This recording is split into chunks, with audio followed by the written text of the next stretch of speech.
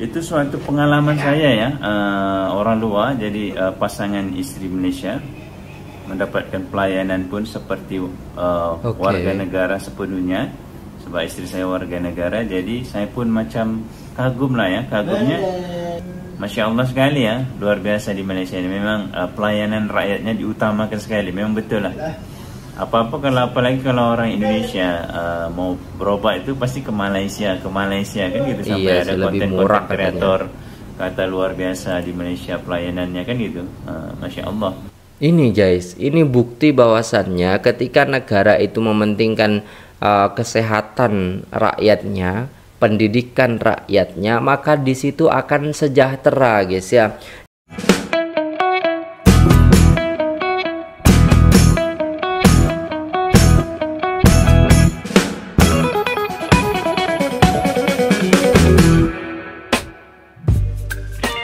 Assalamualaikum warahmatullahi wabarakatuh. Jumpa lagi dengan saya guys, Cak Mujib. Gimana kabar teman-teman semua? Semoga sehat selalu dalam lindungan Allah Subhanahu wa taala, dijauhkan dari segala mara bahaya, malapetaka, bencana dan bala serta berbagai macam penyakit. Amin amin ya rabbal alamin. Alright guys, kali ini kita akan reaksi sebuah video yang sangat menarik sekali. Sharing-sharing kali ini ya guys ya. Bagaimana kualitas kesehatan yang ada di Malaysia. Ini salah satu pengakuan daripada orang Indonesia yang tinggal di sana. Tanpa berlama-lama, jom kita simak videonya guys. Ini daripada Bang Iwan ataupun Arnawan 2. Let's go. Hai, assalamualaikum warahmatullahi wabarakatuh. Salam damai, salam satu rumpun, damai itu indah. Oke guys, di video kali ini saya ingin sharing ya, sharing pengalaman saya selama di Malaysia kan gitu. Saya sedikit ingin bercerita pengalaman saya kan gitu. Pengalaman kan gitu. Pengalaman ini mahal guys ya. Pengalaman ini karena cerita sharing-sharing dekat kawan-kawan. Mana tahu kan? Mana tahu kan. Pada saat itu kan saya ini ya, istri saya bersalin. Bersalin. Jadi bersalinnya di hospital Sungai Buloh ya. Di hospital Sungai Buloh. Jadi istri saya menyarankan masa itu udah cukup bulan, jadi kita ke hospital lah, pergi hospital. Lepas tu dicek baby anak saya ini posisi dia, kedudukan dia tidak ini ya guys, tidak di bawah. Maksudnya kalau yang udah cukup bulan dia akan di bawah posisi turun, kepalanya ya, kan. Udah cukup 8 bulan, 9 bulan macam tu kan udah di bawah posisi. Jadi posisi apa nama dia? Posisi anak saya nak lahir tu dia di ke atas. Jadi dibincang lah, masa itu berembuk setahun yang lalu lah. Berembuk, kita berembuk kan. Berembuk. Doktor kata bincang lah, ada kemungkinan di scissor lah, dibelah kan perut. Jadi kalau ada 2 step lah, dia kata dipusing ataupun dioperate, dia kata. Lepas tu kita bincang, kita ambil jalan yang inilah dengan keluarga. Saya bersyawarat dengan mertua saya yang masih ada lah kan gitu. Jadi memang harus di jalan yang terbaik untuk di operation lah. Operation sesar ya. Jadi di sana saya menunggu. Lepas tu kita udah musyawarah, memang harus kena operation kan gitu. So jadi masa itu saya pun panik kan, apalagi saya orang luar. Masa itu memang saya kena beritahu apa-apa saya tak tahu, faham. Saya kena bincang dengan mertua saya lah, supaya macam mana yang terbaik untuk isteri saya ataupun anak-anak daripada mertua saya kan gitu. Bincang-bincang kena operation. So masa itu di operation, saya pun dah panik masa itu. Saya masa itu memang tak buat video ya, pengalaman saya di sana. Di saat itu saya sakit guys, Masya Allah. Saya sakit, masa itu saya demam lah, demam tinggi. Jadi saya pun sedih lah, saya nangis, ya Allah, kenapa di saat istriku saat memerlukan kita bantuan dia, kita sakit gitu. Saya datang, walaupun saya sakit, saya tetap datang di hospital. Saya dah tak larat dah. Masa itu kepala saya dah pening kan. Lepas tu kita kena tunggu isteri saya nak bersalin dekat hospital tu, di ruangan emergency kan. Jadi alhamdulillah selepas isteri saya pun dah caesar, alhamdulillah anak selamat dengan kelahir ke dunia ini selamatlah, alhamdulillah. Anak saya Khadijah. Di situ saya culture shocknya macam apa guys? Di saat isteri saya lama di hospital, Masya Allah, luar biasa pelayanannya ya. Udah hari demi hari saya pun itu kan. Lepas tu anak saya pun ada, kalau di Malaysia dibilangnya namanya sakit kuning. Biasa kuning. Ya, bukan sakit ya, kuning ya kalau baby ya. Kalau boleh tahu komen di kolom komentar saya. Okey, kuning. Jadi anak saya kena ditahan lagi sampai 2 minggu. 2 minggu di hospital. Di situ isteri saya pun makan dekat situ. Tapi kadang-kadang saya ada bawa makanan, isteri saya teringin nak makanan lain, saya bawa bawa makanan dari luar kan gitu. Saya bawa lah, ataupun saya masak dari rumah, saya hantar ke hospital.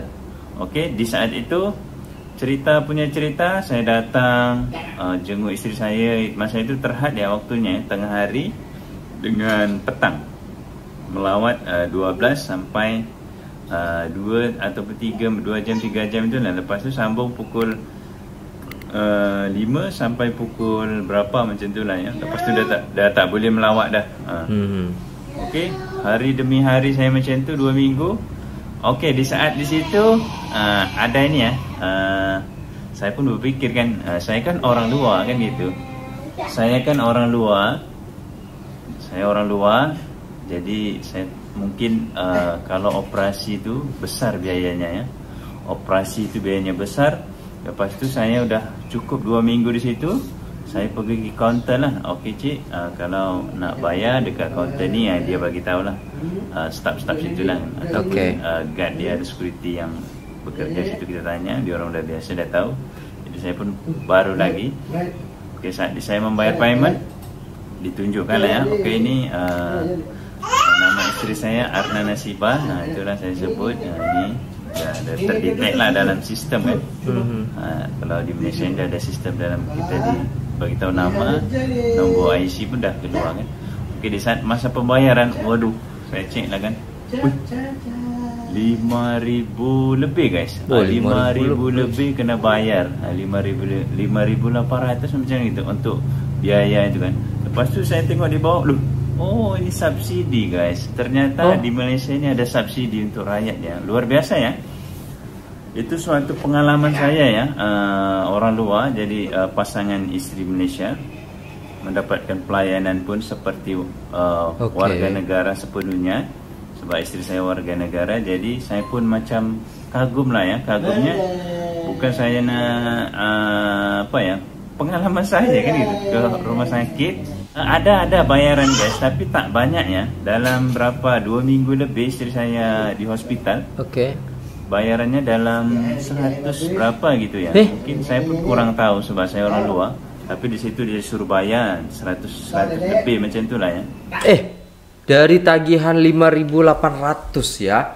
Kok bisa begitu ya? 5.800 tuh gila sih guys ya. 3.500, 20 juta. Itu sama kayak di sini guys ya. Waktu saya itu istri lahiran itu juga memang kita bayar sendiri gitu kan, tapi tidak ada subsidi sih. Seperti itu. Itu anak pertama saya sekitar habis itu sekitar 25-an. Itu nanti ada, karena anak saya juga kuning sama kayak anaknya Bang Iwan itu. Jadi di sana masih nunggu 15 harian, sama aja gitu. Tapi itu nambah lagi nanti guys ya untuk biayanya. Beda operasi sama beda untuk biaya anaknya. Lah kok malah bayar 100 subsidi dari kerajaan. Lo enak banget loh. Waduh, mantap betul loh. Tapi saya nggak tahu lah ya, mungkin ada update dari negara-negara setiap kali pemerintah Perdana Menteri mungkin ada update lah ya, mungkin saya kurang tahu. Tapi kalau biasanya klinik kerajaan itu bayar RM1 ataupun RM2 macam tu lah. Pernah guys saya ini ya, ini cerita saya.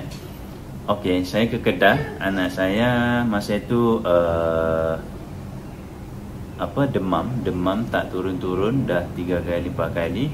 Lepas tu isteri saya memutuskan untuk pergi ke klinik untuk cek lah, takut ada influenza ke apa kan, sebab kan budak kalau dah lebih 3-4 hari macam tu kena cek kan. Betul. Lepas tu masa tu kita nak balik on the way ke Kuala Lumpur. Saya stay di Kedah masa tu, kita ada acara kenduri lah ya, acara kenduri saudara mara di sana. Saya balik Kedah. Lepas tu doktor itu kata awak tak boleh balik untuk travel ke Kedah sebab itu bahaya, sebab anak awak kena masuk ward, tahan ward. Allah, masa itu dugaan anak saya masuk ward. Jadi di situ pun saya memutuskan, saya call bos saya tak boleh balik sebab anak saya kena masuk tahan ward, so saya tidak boleh balik. Mungkin masa itu anak saya masuk ward lah 2 hari ke 3 hari macam tu lah. Okey, di sana juga ditahan. Masya Allah, pelayanannya luar biasa guys ya, di Hospital Jitra guys kalau tak silap. Hospital Jitra. Jadi saya pun kena gilir-gilir jaga isteri saya kan. Sebab dari hospital tu, hospital dari rumah tu dia ambil masalah 10 minit macam tu. Jadi kita bergilir, isteri saya pagi, saya jaga malam macam itulah. Jadi ganti-gantian kita. Okey, di situ saya dah masa jaga isteri saya. Jaga isteri, jaga anak saya. Pagi tu guys ya, wah luar biasa ya makanannya. Anak saya dapat makanan, saya pun dapat makanan. Begitu lagi next hari berikutnya pun macam itu. Tengah hari dibagi makanan juga. Masya Allah, pelayanannya luar biasa ya. Kita penjaga itu dikasih makanan juga. Maknanya kita tak payah bawa makanan macam itu, sudah disediakan di hospital, di rumah sakit. Pasti ada, cuman nggak dapat semua sih biasanya. Ada buah, ada ikan, ada ayam ya. Masya Allah, jadi kita orang luar tak perlu lagi keluar lagi cari makanan. Kita udah di situ jaga anak kita, sekali makan orang tuanya. Dapat roti ya guys, pagi tu breakfast roti, saya tinggal petang tu lepas makan ada roti kan? Ada Milo, kita minum lagi. Masya Allah, luar biasa guys ya pelayanan di sini ya. Mantap berarti. Dulu saya pernah guys, ini pengalaman saya ya, bukan saya nak membeda-bedakan ya. Masa itu mak saya masuk ward, arwah mak saya di Indonesia masuk hospital. So makanan tu kita kena beli sendiri, keluar ganti-gantian lah. Macam tu hari saya dengan ramai-ramai saya beli nasi bungkus lah. Maknanya kena beli ya, macam tu kita tak beli. Bener sih, bener itu bang. Bener, waktu masa bapak saya sakit pun, jadi keluarga saya belikan nasi bungkus macam tu. Tak dapat, kita dah bayar banyak tu kepada hospital, tapi tak dapat makan. Macam mana tu? Aduh, pelayanan ya memang betul lah. Uang kita diambil tapi gak dapat apa-apa kitanya. Yang sakit juga gak sembuh. Aduh. Dari hospital tu tidak ada ini. Disediakan macam tu. Seronok ya. Luar biasa Malaysia ya. Bagus sih.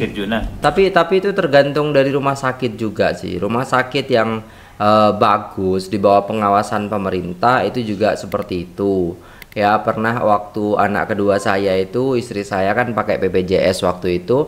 Jadi kita gratis guys, gak bayar gitu loh. Ya kan, tapi untuk anaknya aja yang bayar karena anaknya tidak terdaftar di BPJS. Tapi setelah itu terdaftar juga, tapi kita tetap bayar sih. Bayarnya 5 jutaan kalau nggak salah itu loh. Nah itu beda-beda setiap rumah sakit. Tapi waktu itu dapat makan, cuman yang dapat tuh pasiennya bukan penjaganya. Nah gitu loh. Tapi kalau kita ke rumah sakit internasional yang ada di Solo itu pasiennya dapat, yang jaga dapat. Tapi emang bayarannya mahal guys ya. Oke, di saat pembayaran bil tadi tuh, bil saya tengok wah dekatlah 5.800. Lepas tu total dah cuman 100 lebih kalau macam tu. Saya pun dah 5.000 mahal juga ini kan gitu kan. Tengok di bawahnya subsidi macam kok bisa gitu ya. Luar biasa guys.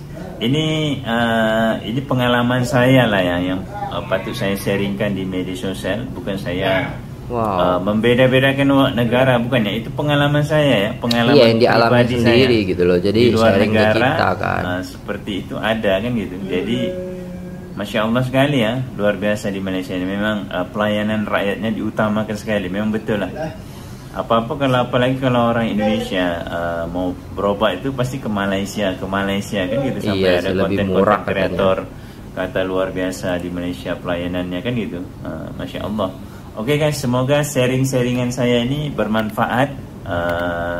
Bermanfaat bagi yang mendengar kan gitu. Terima kasih kepada korang yang sudah support channel saya. Oke, selamat berpuasa dan selamat berbuka puasa untuk hari ini. Semoga adik mari sini semuanya, mari sinilah semuanya, jangan pegang nanti jatuh deh. Oke guys, saya akhiri dengan Assalamualaikum warahmatullahi wabarakatuh. Waalaikumsalam warahmatullahi wabarakatuh. Alright guys, udah selesai videonya. Dan itulah tadi ya guys ya, cerita ataupun pengalaman pertama nih daripada Abang Iwan ketika bersalin di hospital Malaysia. Tagihannya 5.800, sekitar 20 juta. Tapi malah bayarnya cuma 100 ringgitan, atau ya 100 ringgit lebih. Anggaplah tidak sampai 1 juta, hanya 300 atau 500 ribu saja. Lah kok bisa begitu gitu. Ini guys, ini bukti bahwasannya ketika negara itu mementingkan kesehatan rakyatnya, pendidikan rakyatnya, maka di situ akan sejahtera guys ya. Jadi bukan kita istilahnya bekerja keras terus habis itu uang kita itu diambil oleh hospital, diambil oleh pendidikan gitu, enggak.